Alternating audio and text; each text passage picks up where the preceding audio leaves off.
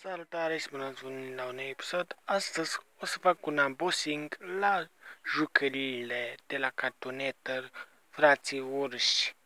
Atâta desene foarte mișto. Hai să începem și nu uitați să apăsați butonul de like ca să mai facem unboxing-uri.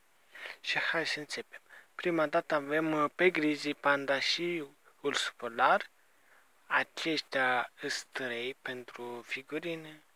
Pentru că o să le pui pe măsuță, de asta e așa și nu se poate scoate. Decât acolo poți să pui și pe domnul acesta, nu știu cum cheamă, l-am uitat. Mai mă gândesc, dacă nu, scrieți în comentariu cine e acesta. Așa arată cum l-am pus. Arată ok, să zic. Dacă și dânsul cad.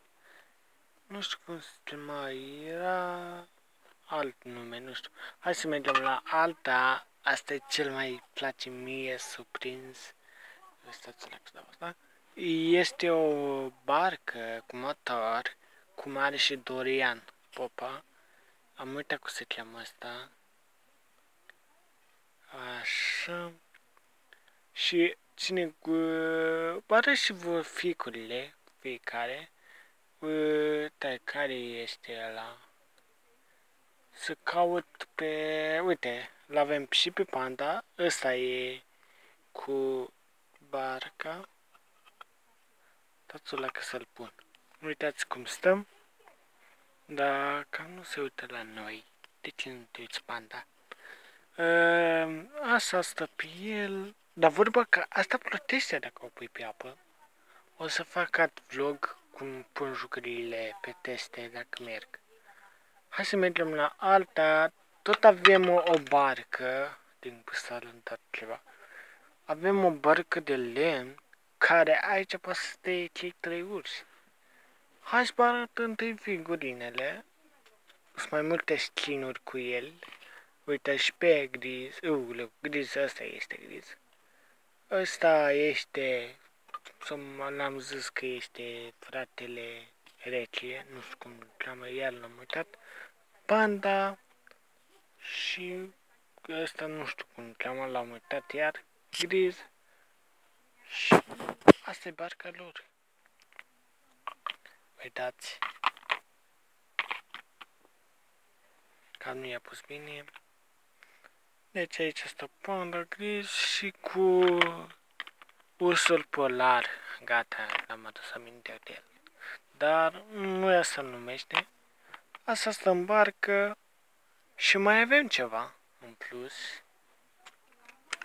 Un skateboard pentru ăsta, pentru că are pe Panda ăla, nu-i Panda, e ăsta, nu știu cum le cheamă.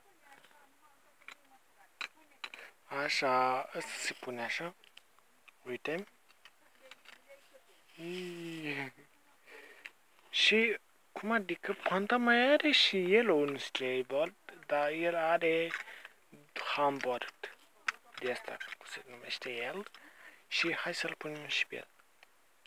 Și gata. Dar ce drăguț stai pe asta.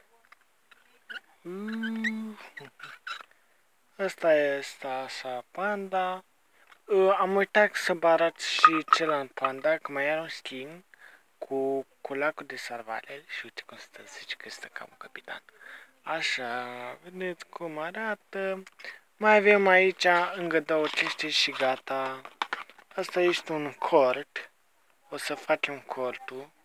Gata. Și am făcut. Aici unde stau ei. Ce de asta? Acolo avem o animație. Cât dăm încolo vine și fratele. Ursul ăla alb care nu știu. Zici că aici o să fac un camping. O să fac și animații dacă așa. Uite fratele. Aici la pant. Și aici așa, vedeți. Cam atât au fost. Cred că v-a plăcut. Și nu uitați să apăsați butonul de like, că poate o să mai postez un video cu jucării din desene sau cu alte astea. Și noi, pa, pa!